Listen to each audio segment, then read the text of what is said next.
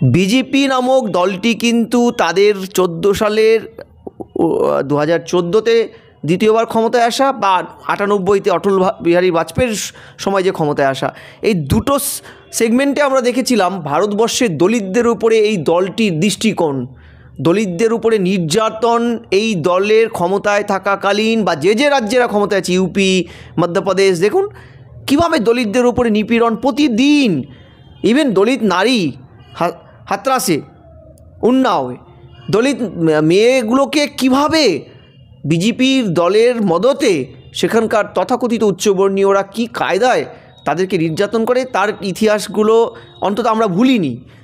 কিন্তু প্রশ্নটা হচ্ছে অমিত শাহের মতন এত দক্ষ রাজনীতিবিদ এইভাবে পার্লামেন্টের কেন কথা বললেন? প্রথম কথা, দলটার তো একটা অ্যাটিটিউড আছেই, বা ভারতবর্ষের যে কটা দল আপনি একদম ট্যাগলাইন করে রাখতে পারেন, ভারতবর্ষের যে কটা দল প্রত্যেকটাই কম বেশি মনোবাদী। বিজেপি অনেক বেশি মনোবাদী, অ্যাটিটিউডটা দেখায়, প্রকাশ্যে দেখিয়ে ফেলে, বাকিদের প্রত্যেকের ভিতরেই সাপ্রেস করা থাকে মনোবাদ, কিন্তু তাদের দলের মেকানিজমই থাকে আম্বেদকর এবং তার বর্ণিত যে প্রান্তিক সমাজকে ডিপ্রাইভ করা।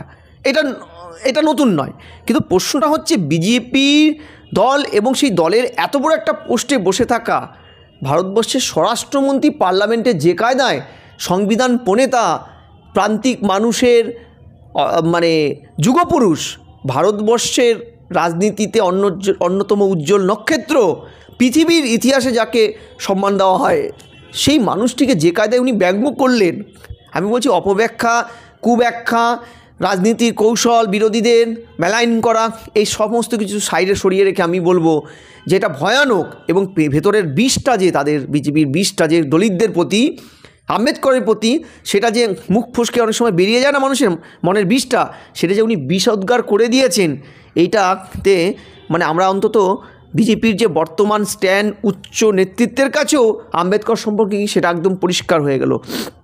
আমি আপনাকে পরিষ্কার বলছি যে তাদের দলীয় নেতৃত্বের যদি এই স্ট্যান্ড থাকে তাহলে তো পরিষ্কার হয়ে যায় যে দলটা কিভাবে মনুবাদী কায়দায় দলিতদের দীর্ঘদিন নির্যাতন করেছে, তাদের দ্বিতীয় শ্রেণীর নাগরিক করে রেখেছে, তাই তো?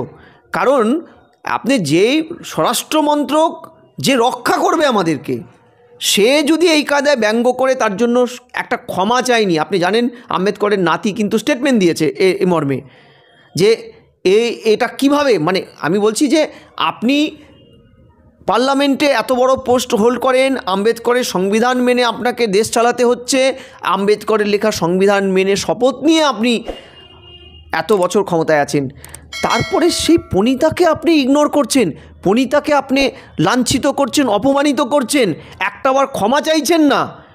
আসলে এটার পিছনেও দুটো এক তো তাদের মতাদর্শগতভাবে দলিত বিরোধী একটা দল বিজেপি, একদম পুরোপুরি দলিত বিরোধী ঘোষিত দলিত বিরোধী দল হচ্ছে বিজেপি। এখন আমার এই কথাটা শুনে আপনার হয়তো অনেকে কমেন্টস করবে যে এরা একজন দলিত আদিবাসীকে রাষ্ট্রপতি করেছে, সো হোয়াট?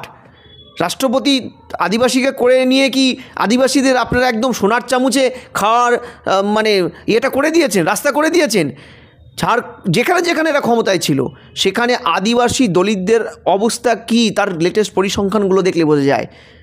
শুধু লোককে চোখে ধুলো দিতে গিয়ে ওই বড় বড় পোস্টগুলোতে একটা দুটো করে এই সম্প্রদায়ের থেকে লোক বসিয়ে দেওয়া মানে এই সম্প্রদায়ের মানুষের কল্যাণ করা, এটা নয়, এটা মানুষ বোঝে। দ্বিতীয়, এই 15 দিনের শীতকালীন অধিবেশনে অমিত শাহকে এরকম কিছু বলতে হতো স্ক্রিপ্টেড, কারণ বিরোধীরা ওই ফাঁদে পা দিয়ে দেখবেন ওই আম্বেদকর ইস্যু, ওই মারপিট, ওই যে আজকে শুনলাম যে দুজনকে সরকারি হাসপাতাল থেকে ছেড়ে দেওয়ার পরেও বিজেপির দুজন যাদের আহত হয়েছেন তারা আবার গিয়ে হাসপাতালে ভর্তি হয়েছে, পুলিশ গিয়েছে, রাহুলের বিরুদ্ধে মামলা হবে। আমি বলছি এত কিছু তো সবই হলো, 15 দিনে কাজের কাজটা জনগণের জন্য কি হলো? যে 15 দিন শীতকালীন অধিবেশনে জনগণের দাবি দাবার সপক্ষে বহু তর্ক বিতর্ক প্রয়োজন ছিল। সরকারের পদক্ষেপগুলো, সরকারের পলিসিগুলো সাধারণ মানুষের জন্য, পার্শ্ববর্তী বাংলাদেশের সংখ্যালঘু নির্যাতন নিয়ে সেন্ট্রাল গভর্নমেন্টের অবস্থান কি, দ্রব্যমূল্য আকাশচুম্বী, তারপরে আদানি ইস্যু, এই যে ইস্যুগুলো, এগুলো আলোচনা না করে কেন্দ্র সরকার কিন্তু সন্তর্পণে এই আম্বেদকর ইস্যুটাকে চাগিয়ে দিয়ে বিরোধীদেরকে ওই ফাঁদে ফেলে দিয়ে দেখুন পুরো টাইমটাকে কিল করলো। That is time killing tactics নিল এটা, অর্থাৎ দুটো পদ্ধতি এখানটা অ্যাপ্লাই হলো। এক, আম্বেদকরকে তাদের পার্টির পলিসি মেনে দলিতদের প্রতিনিধি আম্বেদকরকে ছোট করা, খাটো করা। আপনি খেয়াল করবেন এই সরকার ক্ষমতায় আসার পরে যে যে রাজ্যে এরা ক্ষমতায় ছিল তাদের একটা বড় অংশের রাজ্যে আম্বেদকরের মূর্তির উপরে হামলা হয়েছিল। আম্বেদকরের মূর্তি সরিয়ে দিয়ে সেখানে কখনো দীনদয়াল উপাধ্যায়ের মূর্তি, কখনো বা সাভারকারের মূর্তি স্থাপন করা হয়েছিল। এই যে পদ্ধতিগুলো এরা যে দেখিয়েছিল, এতে তো স্পষ্ট যে এরা দলিত বিরোধী শুধু নয়, দলিতদের মুক্তির পথিকৃৎ আম্বেদকর বিরোধীও। এই আম্বেদকর বিরোধী বলেই কিন্তু দেখবেন 6 ডিসেম্বর আম্বেদকরের প্রয়াণ দিবসের দিন বেছে বেছে কিন্তু ওরা বাবরি মসজিদের ধ্বংসের ওই ফর্মুলাটা তৈরি করেছিল। এটা কিন্তু একদম স্বীকার্য সত্য এবং অবস্থানগতভাবেও বিজেপি এই পদ্ধতি নেয়। ফলে আমি বলছি এই জায়গায় গিয়ে ভারতবর্ষে দলিত আদিবাসীদের স্বার্থের তাগিদে সব দলকে, বিরোধী দলগুলোকে এক জায়গায় এসে কিন্তু লড়াইয়ের এই মুহূর্তে প্রচুর দরকার। কারণ সেন্ট্রাল গভর্নমেন্ট আজকে পার্লামেন্টে আম্বেদকরকে নিয়ে যে খেলাটা খেললো, এটা ভবিষ্যতে কিন্তু একটা সিঁদুরে মেঘ দেখতে হচ্ছে আমাদের এই দেশের দলিতদের জন্য। কারণ তারা কিন্তু বিজেপি শাসিত রাজ্যগুলোতে দ্বিতীয় শ্রেণীর নাগরিক, তারা লাঞ্ছিত, বঞ্চনার শিকার দিনের পর দিন। মোদি থেকে শুরু করে গোটা বিজেপি মাঠে নেমে পড়েছে অমিত শাহের এই মন্তব্যকে ব্যাখ্যা করতে।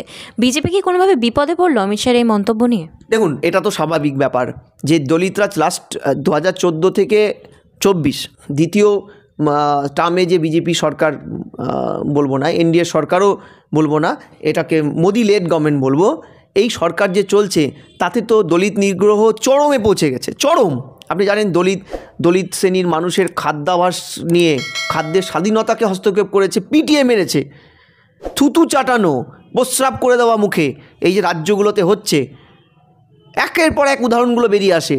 দলিত মানুষ যদি কোনো কারণে বিজেপির উচ্চবর্ণীয় নেতাদের সামনের ধারে কাছে বসে, তাদের কী কায়দায় প্রহার করা হয়েছে, এটা আগেও হতো, কিন্তু আজকে সেটা প্রাতিষ্ঠানিক রূপ দিয়েছে বিজেপি এবং এটাকে আটকানোর কোনো ন্যূনতম চেষ্টা করেনি।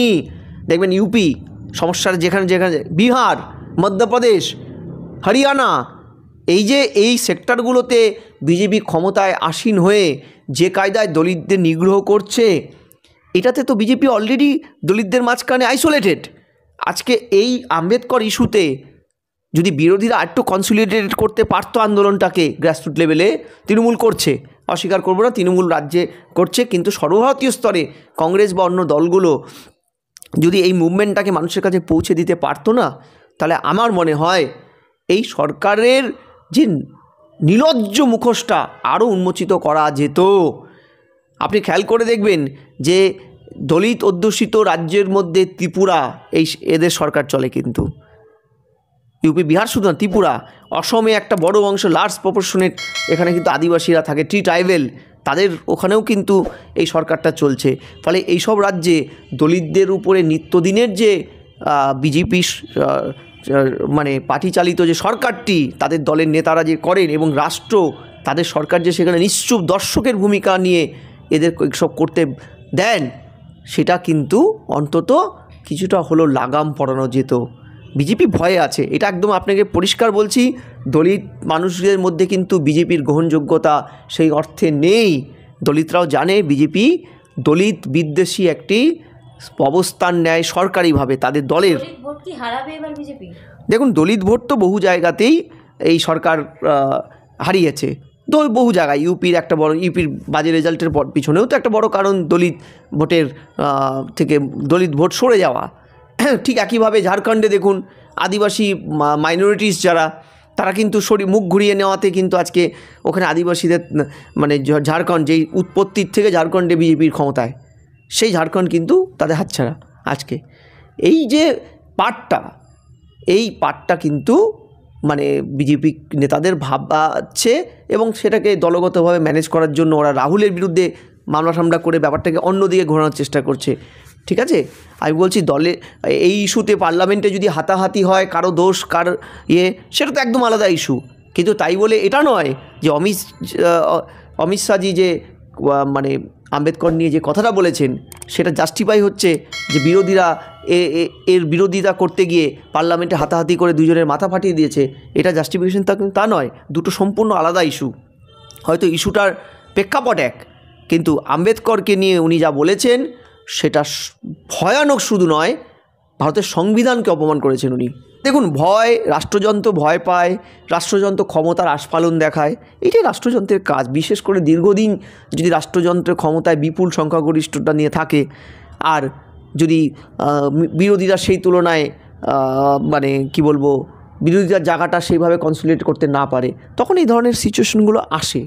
আমরা ইতিহাস তাই বলে।